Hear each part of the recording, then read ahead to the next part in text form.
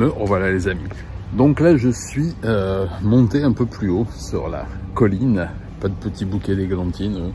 Je suis près du centre de formation, toutes les maisons, les habitations que vous voyez derrière moi et les moines qui passent avec de belles voitures. J'ai vu beaucoup de Mercedes, beaucoup d'Audi, beaucoup de BM passer. Ce sont des prêtres, des moines pardon, formateurs du bouddhisme Nichiren, qui est une branche du bouddhisme qu'on appelle une secte, mais qui a une signification différente, pas culte, mais vraiment une secte, c'est-à-dire une branche. Et derrière moi, vous voyez tout un ensemble de temples et d'habitations qui sont les habitations des moines qui sont en formation, puisque toute la colline est occupée par des activités religieuses. Il faut savoir que le fondateur, donc Nichiren, le fondateur de cette branche du bouddhisme, est enterré ici et que c'est à sa mort que l'on a construit ce centre de formation au XIIIe siècle, au début du XIIIe siècle. Il est mort en 1237, si je ne dis pas de bêtises. Si j'en dis, je me corrigerai en commentaire, en m'insultant. Et donc, vous voyez que l'ensemble des petits temples qui sont derrière moi ont été construits progressivement depuis le XIIIe siècle, dans le but d'y enseigner et d'y célébrer le culte du bouddhisme Nichiren. Alors je suis pas un grand spécialiste en bouddhisme, parce que c'est pas forcément une religion qui m'intéresse plus que ça, si ce n'est par rapport à son aspect historique, et là il y a énormément de choses à dire, et d'ailleurs je vous en dis assez souvent. Ah, c'est une impasse? Non, je vois une sortie. En tout cas, l'endroit est assez magnifique, il est chargé de beaucoup de choses. Non, c'est une impasse, non, il y a une sortie. Et je vais continuer à vous le faire visiter. Là, on est dans le petit sanctuaire qui fait face aux bâtiments qui sont derrière moi, qui est le centre, qui est le centre de formation. On va éviter d'aller embêter les moines qui sont là-bas. Je vais remonter un peu de l'autre côté de la colline et je vais vous montrer le premier temple dans lequel sont conservées les cendres de Nichiren. Allez, on grimpe encore. Qu'est-ce que je ferai pas pour vous? C'est la dernière fois, hein. On arrête après, hein. On fait ça à la maison.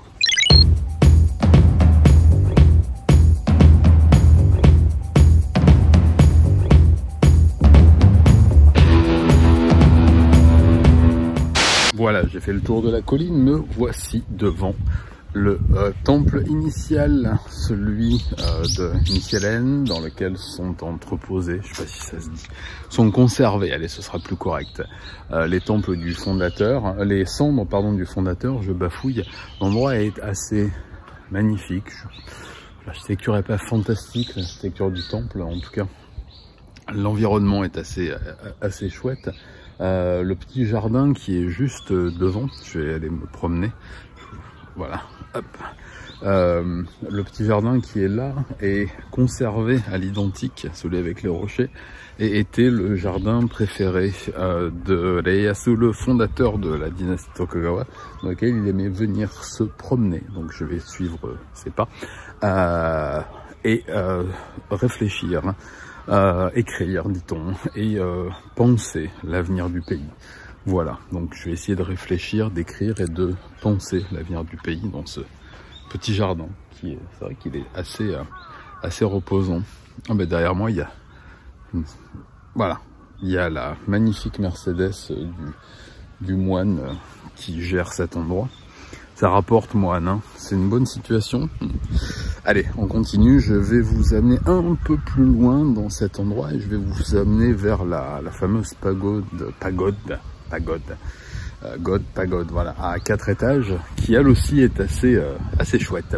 Puis après on ira faire, c'est débile comme phrase, assez chouette, qui elle est vraiment magnifique et elle a aussi une histoire assez particulière. Et ensuite j'irai vous faire voir les tombes les plus marquantes, en tout cas les monuments les plus marquants. Allez, on y va. On fera pas tout, je crois qu'il fait 11 hectares l'endroit. Je commence à être fatigué, à tout de suite. Allez, on chemine doucement vers la pagode, la grande pagode qui date du tout début du XVIIe siècle et qui a été construite par le deuxième shogun de la dynastie Tokugawa, Hidetada, qui est la construction d'origine qui a réussi à passer les siècles, 4 en l'occurrence, bientôt 5, qui est assez splendide, qui est assez particulière. C'est une des seules de son genre dans la région. Je vous la révèle, elle est juste derrière moi. Et qui trône au milieu d'un des cimetières principaux.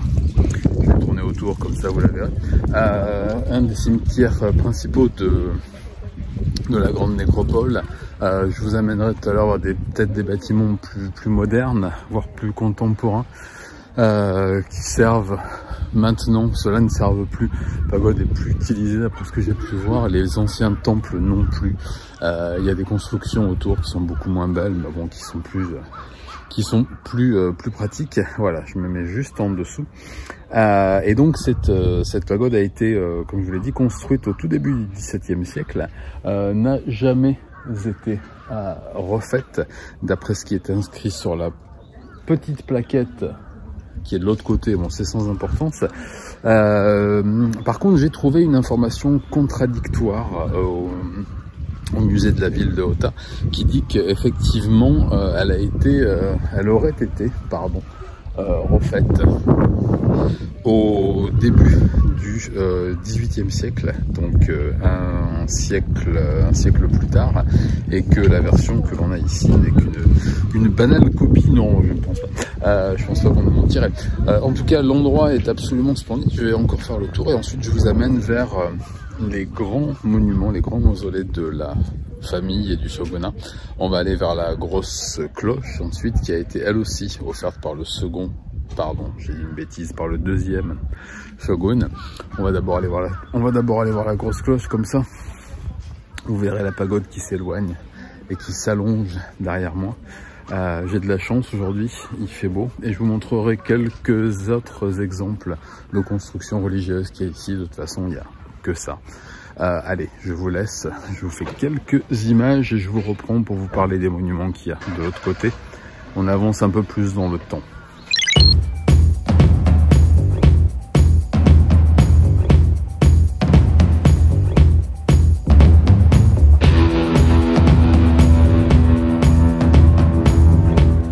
Voilà, c'est reparti. Alors là, on est vraiment au centre du complexe religieux. Devant le temple principal. Alors il y a des obsèques, donc je vais pas forcément m'avancer pour pas embêter les familles. Il y a quelques sculptures assez intéressantes. Je vais me mettre devant pour vous parler 5 minutes de ce que l'on va faire après. Hop là, j'espère que vous les verrez. Et voilà. Donc là, je suis, comme je l'ai dit, devant le temple principal, devant la grande porte du temple principal, qui, elle, est, enfin, le temple derrière moi, je veux dire le grand temple, est celui qui est utilisé encore. Les autres que je vous ai vu tout à l'heure ne sont utilisés que par les moines qui sont là en formation. Celui-là est encore utilisé pour les cérémonies, principalement les obsèques, hein, puisque nous sommes en plein centre du plus grand cimetière de la région, voire du pays. Aujourd'hui, donc, je dis, il y a des funérailles, donc on va éviter d'aller embêter les gens. Il y a beaucoup de gens qui viennent ici régulièrement pour prier, pour se recueillir. J'ai vu qu'il y avait des gens qui couraient en sortant du travail, parce qu'on est aussi entouré d'entreprises des deux côtés. Et ça fait de cet endroit un endroit assez vivant. C'est assez amusant de voir les familles qui habitent ici. Il y a des vélos d'enfants qui sont garés, il y a les gens qui travaillent dans ce centre religieux qui sont là, qui y vivent. Il y a donc des bureaux, une administration, des petits magasins. C'est un endroit assez curieux, assez particulier. Je me promène un petit peu pour vous montrer un peu ce à quoi ça ressemble. Et je vais m'avancer doucement vers la grande statue du président directeur général, du fondateur de la secte Nishirin, qui a eu droit à une énorme statue. J'espère qu'elle ne va pas vous faire peur, elle est assez impressionnante, elle brille de mille feux. On approche, on approche, on approche, et je suis toujours entouré de papis. Allez, je vous fais quelques images, je vous montre celui par qui tout a commencé.